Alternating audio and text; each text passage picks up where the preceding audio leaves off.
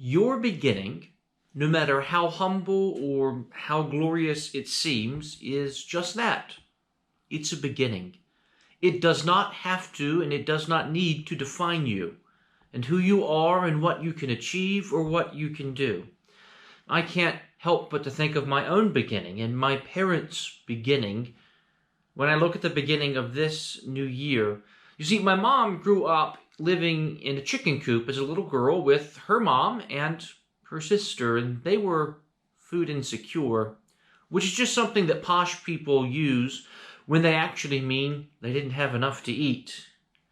But from that humble beginning, she grew up to be a fine and successful woman who, along with my dad, instilled in me the understanding and importance of hard work and dedication, and that I can be, with God's help, what I want to be no matter how things get started. She and that humble beginning have helped shape me into the person I am today. But beginnings are kind of funny things. We focus so much of our time and effort and energy on the beginning and what the beginning looks like and getting a good beginning, because that makes the whole difference. And I guess at some level that is true. The better the beginning, the easier it is to have success. This is probably why we focus so hard on early childhood intervention, and your doctor always harps about diet and exercise instead of letting you just, do what you want the whole time and end up on a statin later.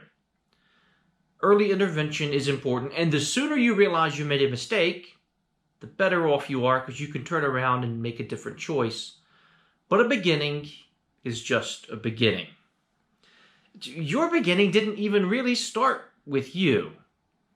And your beginning didn't even start with your mama's beginning and your daddy's beginning. No, your beginning started long, long ago when God was creating the heavens and the earth. And on that day, when God started creating the heavens and the earth, He thought of you. He thought of you just as you are now. All the wonderful and beautiful things about you, and all the less wonderful and less beautiful things about you that you would prefer the rest of us didn't know about. But He thought of you. And after the sixth day, God looked upon everything He created, and He said, "Behold, it is very good." You are very good. Our beginning was very, very good. But that beginning was, again, just a beginning. Adam and Eve, our first parents, kind of messed it up with some unfortunate choices. And if we're honest, we have each made some unfortunate choices of our own and messed it up too. But those mistakes, the mistakes of Adam and Eve, which brought the first death and suffering and pain and division and all the hard things into the world, and our own mistakes and our own bad choices, which bring death and destruction and pain and suffering and all the hard things into our world today, do not define us. We are not imprisoned by our past and the choices we have made in the past. No, no indeed. There is a brave new future and a brave new world just waiting for us. You see, Jesus came, He lived and died as one of us so that we might have a new beginning, so that the whole creation might have a new beginning and not be defined by the past and the struggles or challenges of that. No matter what you have done or where you have been, what things you've chosen to do, you can have a new beginning today. You can begin again with friendship with God. And if you mess up that new beginning that Jesus offers you, it's okay. You can begin again, yet again.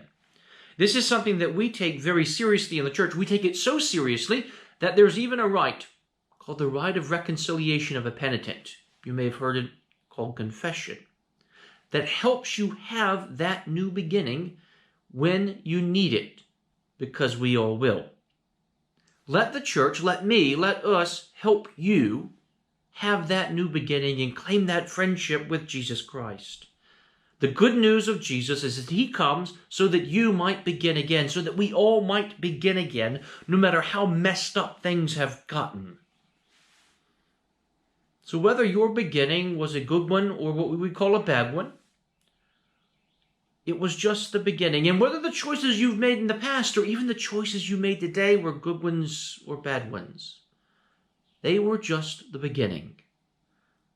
Every story has a beginning, but the beginning never decides how it ends.